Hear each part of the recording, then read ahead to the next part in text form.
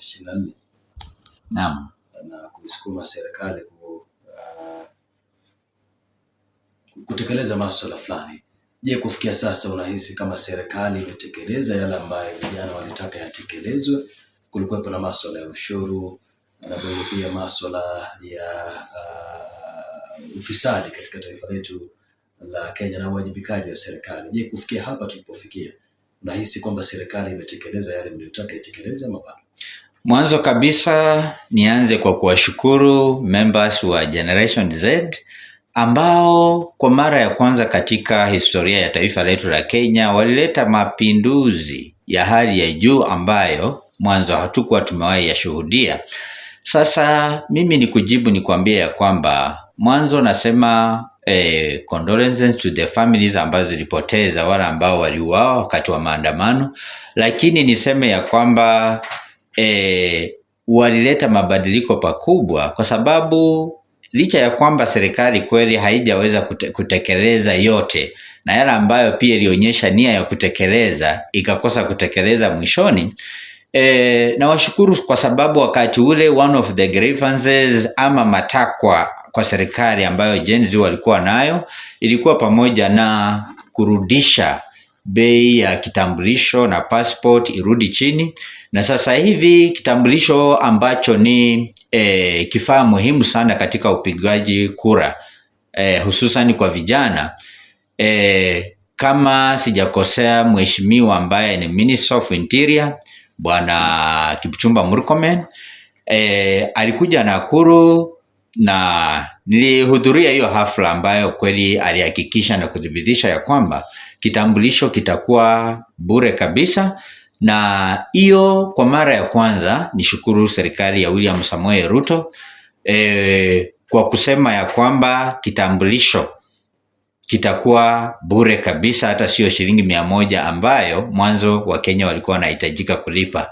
Lakini vile vile sifai kuishukuru hiyo serikali yangu, kwa sababu sidhani kama ni sahihi ukiiba ufagio wangu leo, baada ya wiki moja nimetafuta urudisha ufagio, nafaa kukuambia asante. Hiyo ada ambayo walikuwa wameintroduce kwamba itumike kwa IDs mwanzo haikufaa kuwa, lakini kwa wale ambao walienda shule, serikali inatumia mbinu mingi sana, mojawapo ikiwa inaitwa decoy or maneuver method.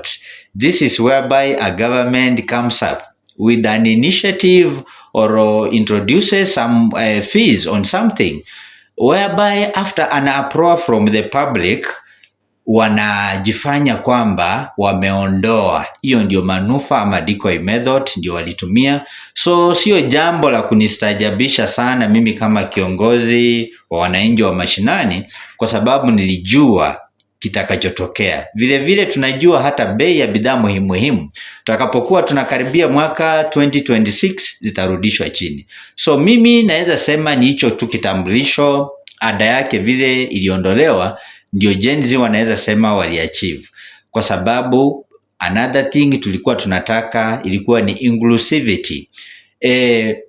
Ilikuwa imebainika kwamba ni kabila mbili katika taifa letu la Kenya zilikuwa na idadi kubwa ya wananchi kutoka sehemu hizo walikuwa wameajiriwa. Ndugu zetu wa Kalenjin kutoka Rift Valley na wengine kutoka the mountain region of Kenya, Mount Kenya, ndio walikuwa wamepata nafasi mingi sana. Lakini kuundwa kwa broad based government, mimi sijaridhika kama kijana ambaye nilikuwa natazamia kwamba hii itawezesha Wakenya waridhike, kwamba hasa Gen Z waridhike kwamba walikuwa wanapigania inclusivity na sehemu zote zimewakilishwa.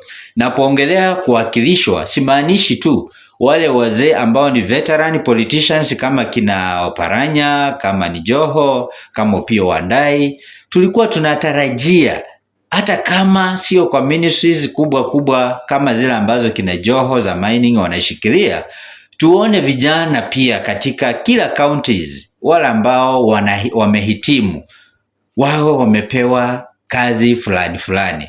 Inasajabisha kwamba tunaona vijana wachache tu, ndugu yangu kama Gaucho, ndugu yangu kama Kasimwe, ndio wanatembelea karibu na wanasiasa ambao wametengeneza hii serikali ya muungano.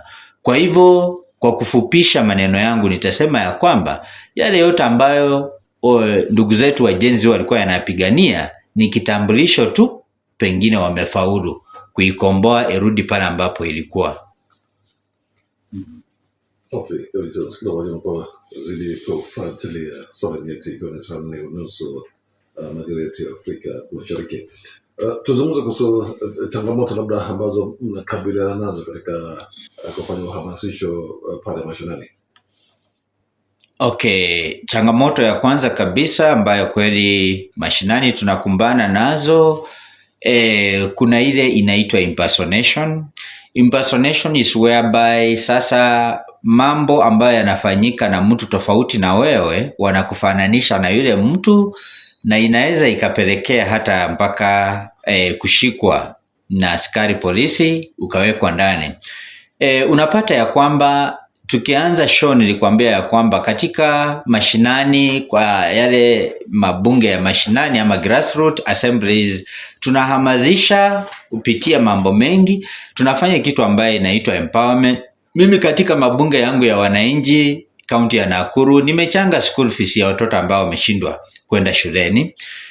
Utapata nimechanga na wanachama wangu pesa ya matibabu kwenda kumwokoa maskini mwenzetu wa mashinani ambaye kweli maisha yanampeleka vibaya, na mwingine anayafungiwa nyumba. Hayo yote inaitwa ni kusimama na jamii.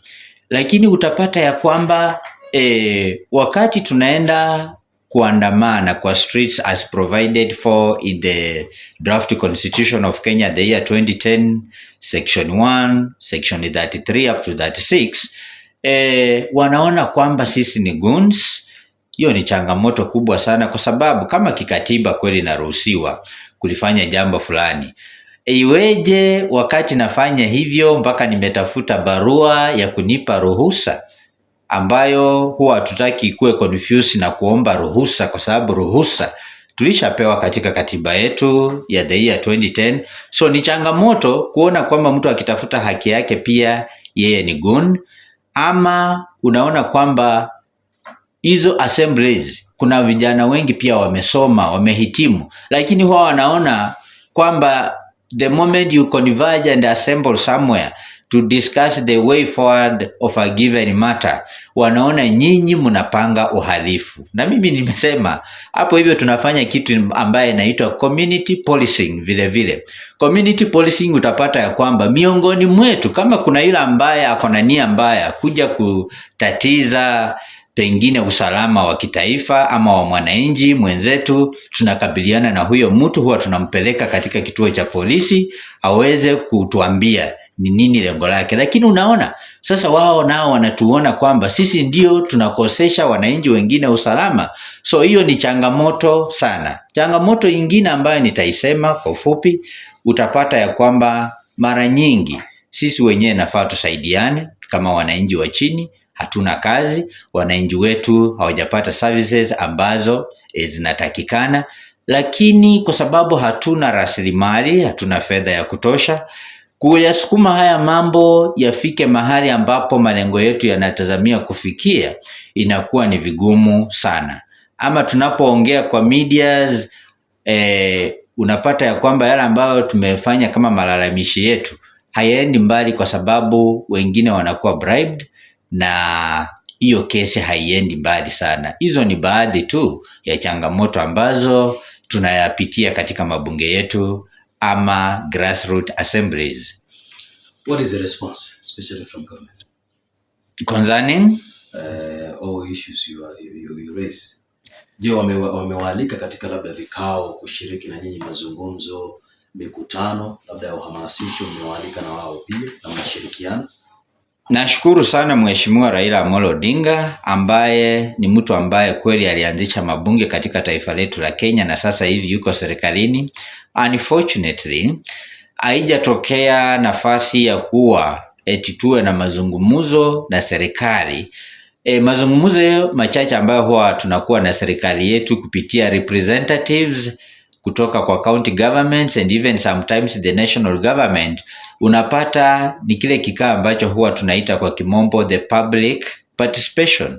Lakini inastaajabisha sana kwa sababu mara nyingi ambapo tunakuparticipate kwa hizo mazungumuzo, zile proposals ambazo tunaandika ama tunatuma kwa email ziende the concerned offices for implementation, huwa zinatupiliwa mbali kwa sababu hawa maafisa wanakuja kwenye grassroots wakiwa na predetermined outcome about that public participation. So mnafanya tu lakini ni formality tu. Kwa mfano, kumekuwa na tetezi kwamba kulikuwa na reintroduction of the financial bill of the year 2024 baada ya maandamano. Tukaambiwa kwamba imetupiliwa mbali, wakati broad based government members upande wa opposition waliletwa kwa serikali. Tuliona mtu ambaye alipewa treasury ministry ama finance ministry, Bwana John Mbadi. Bwana John Mbadi alionekana kama yule ambayo alirudisha financial bill ya 2024 na hata akareintroduce the eco levies ambazo kwa kweli tulikuwa tumeelewana kwamba bei zipunguzwe, iwe kama zamani ama hata iwekwe kidogo. So hayo ni makosa makubwa sana. Kusema ya kwamba serikali pengine imetengeneza lakini haijatengeneza. So response ya serikali hatujaona ikiwa positive, kwa sababu serikali inajua sisi ni opposition. We are an alternative senate outside the normal national senate, sababu tunawakosoa. So mara mingi hawatukaribishi kwa sababu wanajua wakitukaribisha tutawaambia ukweli vile wanakandamiza wananchi wa chini, lakini pale ambapo watatusikiza ni pale ambapo hata sisi miongoni mwetu tutachukua nafasi za uongozi, tuweze kusimama viti. Wananchi ambao tunateseka nao watakula pesa ya wanasiasa ambao wamezoea kuchezea wananchi shere, lakini ni sisi ndio tutakaowaletea solution. Asante sana. Sikilizaji, dakika ndio hizo 23 kutimia saa 5. Tunasemezana katika laini zetu za simu. Solengeti. Halo, Solengeti. Naam, Solengeti. Asante sana Mheshimiwa Kandawala pamoja na mtendaji wa mkalimu wa mchango. Kitu ya kwanza kabla sijauliza swali, huyu mkeni wetu ama kiongozi wa vijana, nimeshukuru amefafanua maneno kwa hii redio yetu, tukisikiliza sisi wazee kikomafu. Ninasema asante. Swali iko hivi, jenzi ama vijana ambao wasikiliza, sio wote, lakini utakuta 3/4 ya vijana hawako na ukweli, ni watu wa kupotosha, ni watu wa kusumbua, ama watu wanataribu nchi. Ningemuuliza atuambie ana mpango gani, kwa maana tukiona vijana wengi hata kama wanaenda kwa maandamano chinzi amesema, utakuta vijana wengi wachache wanaingia kwa hiyo grupu kuharibu sifa zao na kuharibu vitu.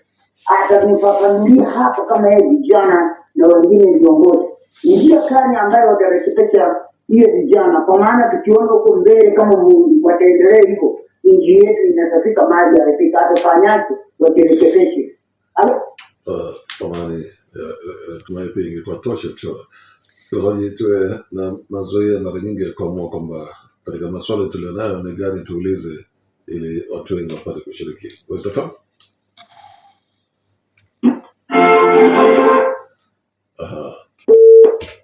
Solengeti. Kazungumuza ile labda utakuwa unapiga na baadaye tena. Solengeti.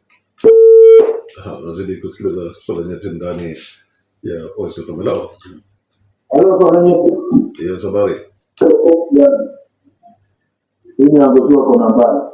Karibu. Sasa hivi leo amejaribu kufafanulia na kutuelezea vizuri.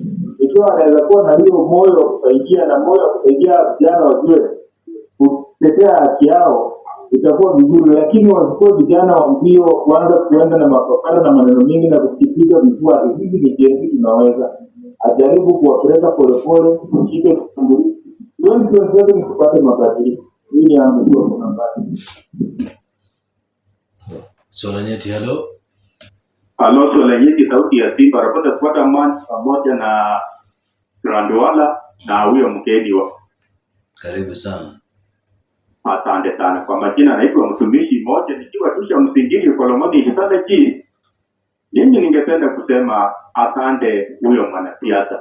Unaongea vizuri sana.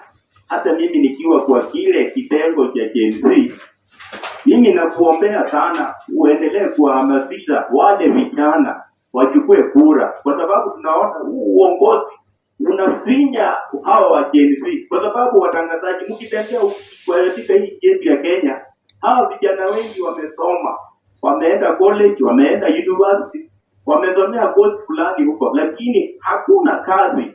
Ni kwa vile hii serikali yetu ya Mheshimiwa Samuel Ruto anaajiri wazee wenye wastaafu, lakini hawa vijana hakuna mwenye anawashughulikia.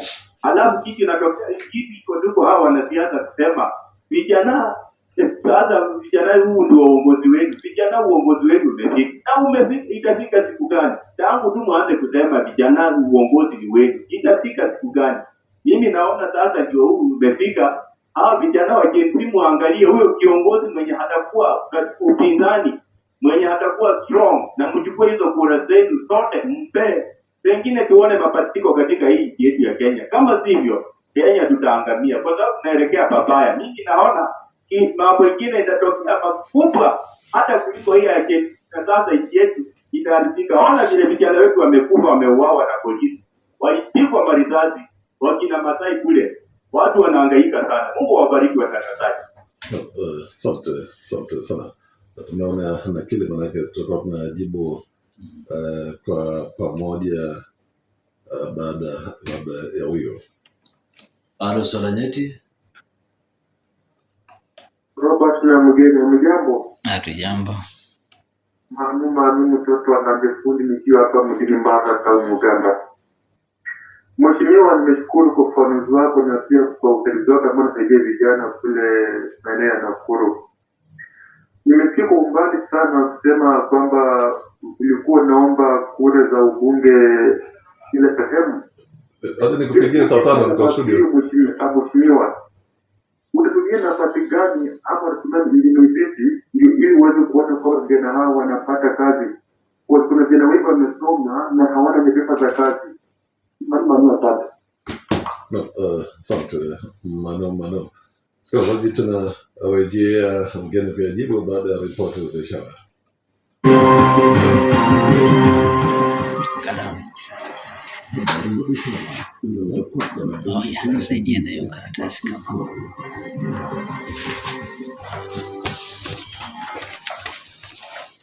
Karibu kwenye habari za biashara. Naitwa Ruth Songa. Habari za biashara. Rais William Ruto sasa anawahimiza wawekezaji wa taifa la Uchina kuwekeza nchini, akisema ziko nafasi nyingi nchini za wawekezaji hao wa kigeni kuwekeza. Rais Ruto aliye nchini China katika ziara rasmi ametaja baadhi ya sekta kama utalii, uvuvi na uchumi samawati, vifaa vya kielektroniki na mawasiliano kwa kati ya sekta zinazohitaji uwekezaji.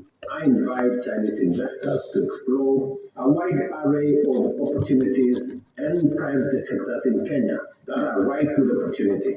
From manufacturing, we offer promising prospects ranging from textiles and pharmaceuticals to electric mobility and construction materials, all supported by Kenya's expanding industrial base. In agriculture and agro-processing, the federal base offers a double-digit return on investment.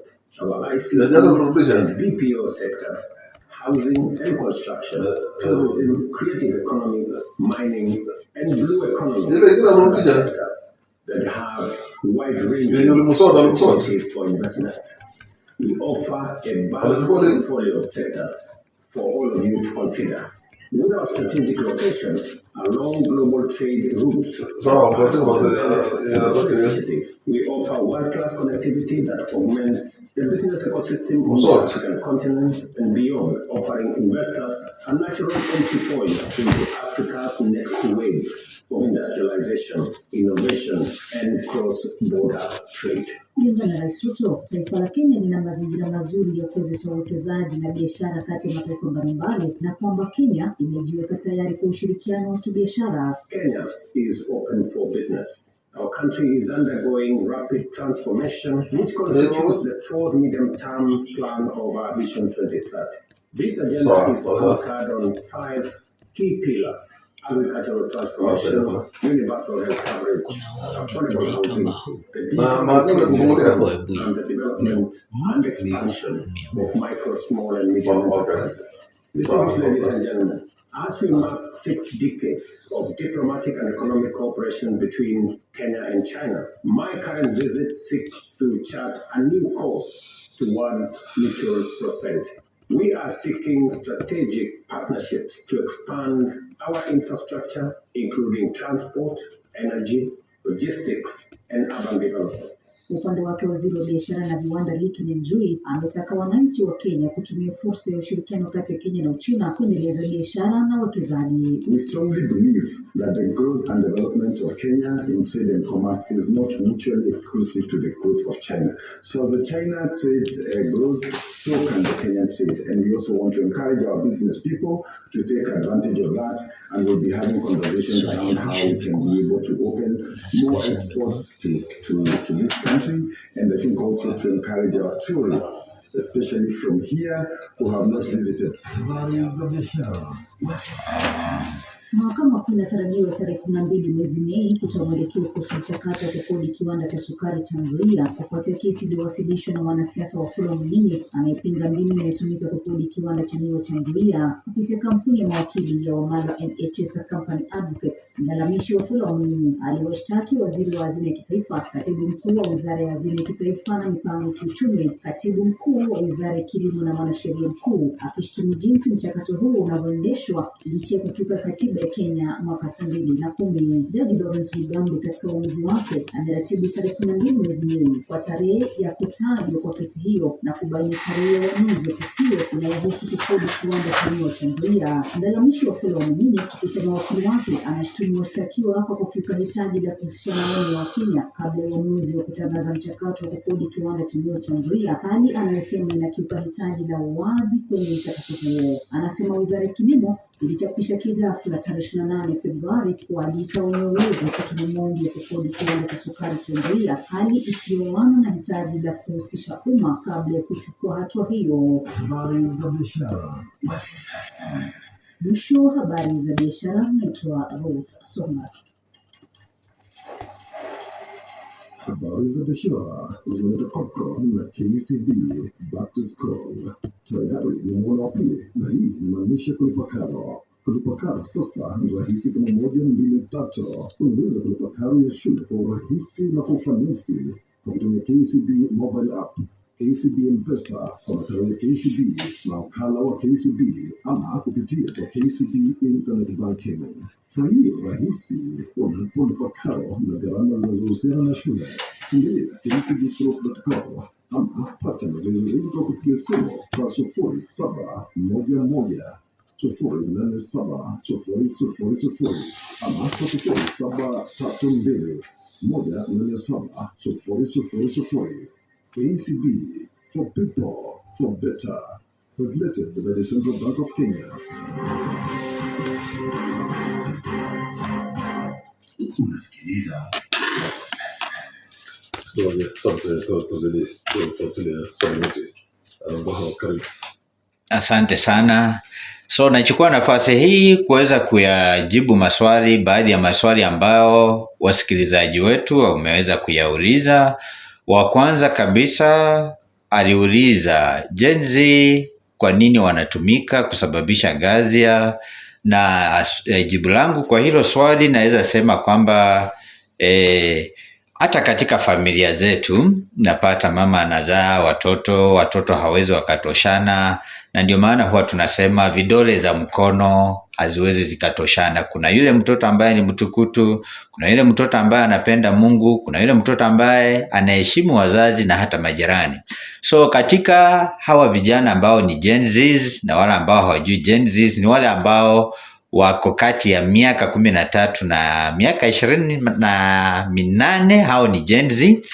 Na unapata ya kwamba hawa watoto wengi baadhi yao bado wako at the adolescent stage. Sasa unapata ukiongeza umaskini, ni rahisi watoto namna hii kutumika na viongozi kuleta ghasia. Vile vile wanatumika baadhi yao kwa sababu unapata kwamba ni serikali yenyewe ikitaka kucounter ama kusimamisha yale maandamano ambayo kikatiba yanatakikana.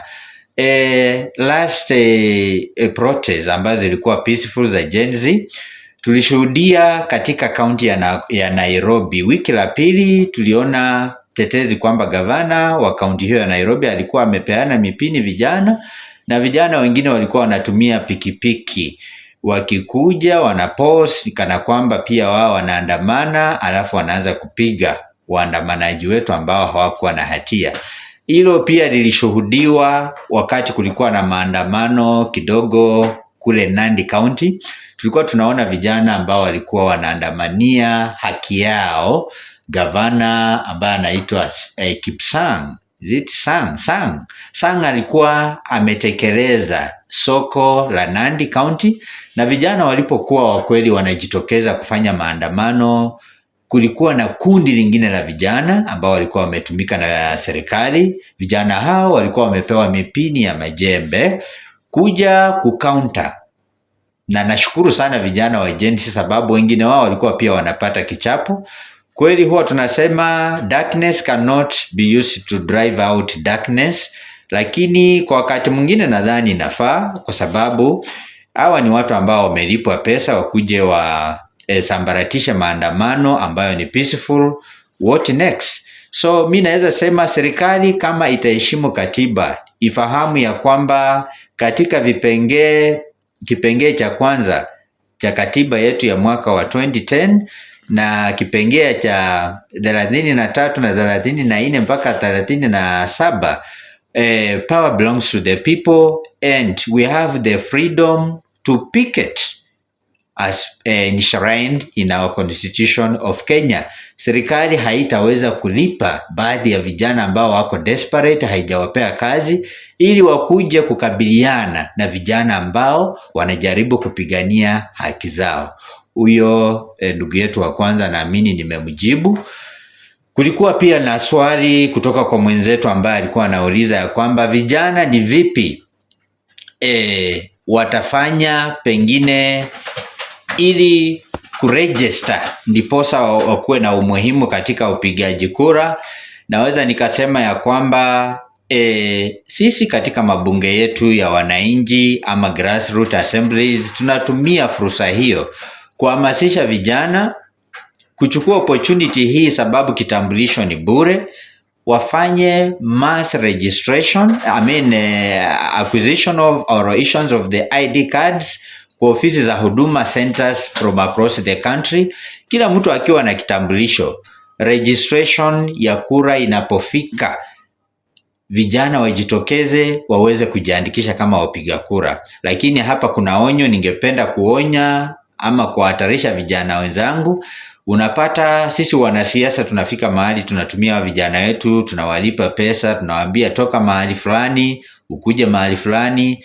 Ningependa kuambia kwamba wakati unapoambiwa kwa mfano utoke Kimaiti ward uende Mihu ward ambayo yuko Webuye, kuna uwezekano sauti yako inakosa maana. Wewe ungetumika kuleta mabadiliko katika ward yako ama constituency yako ama county yako, una transfer unaenda bila sababu mwafaka. Hiyo inasababisha kitu ambayo tunasema compromised outcome or results, whereby nguvu ambayo mngekuwa nayo wakati wewe ungebaki mahali ambapo umechukulia kura yako haiwezi kuwa vile tena. Haya, kuna mtu ambaye alikuwa anauliza vijana nao pia wana nafasi gani katika uongozi. Mimi nataka nimwambie huyo mtu, ndiposa mimi nikasema ya kwamba sitaendelea kuteta ama kulament here and there, blaming the leaders who are holding those positions na hawafanyii wananchi wetu kazi. Niseme ya kwamba mimi na viongozi vijana wengine from across the country, tutaenda kusimama viti, na nashukuru sababu kijana mmoja kama Morara Kebaso yeye amesema atasimama urais. Mimi nimesema katika hii miaka yangu nitasimama ubunge, kwa sababu hakuna number one. Sisi tukienda kwenye kinyang'anyiro, number one atajulikana tu pale ambapo kura itakuwa imemalizika. Haya, ukienda nafasi zingine kama za MCAs, pia niko na ndugu zangu hasa huku nyumbani kama Kimaiti Ward, nimeona ndugu zangu kama Abiut, Kisiriri pia wanashiriki. Watakuja kujieleza na wenyewe. Naam. Labda himizo tu tunapotamatisha kipindi. Ushauri? Okay, ushauri wangu kwa jumla niseme ya kwamba kwanza haya mabaraza ama mabunge ya wananchi ambayo niko naita grassroots assemblies yapewe nafasi kubwa na wananchi wetu ambao wako na maoni ya kurekebisha masuala ambayo yanawahusu viongozi wetu. Wajitokeze watoe maoni yao, yatasaidia pakubwa. Wasia wangu mwingine kwa vijana, washike vitambulisho.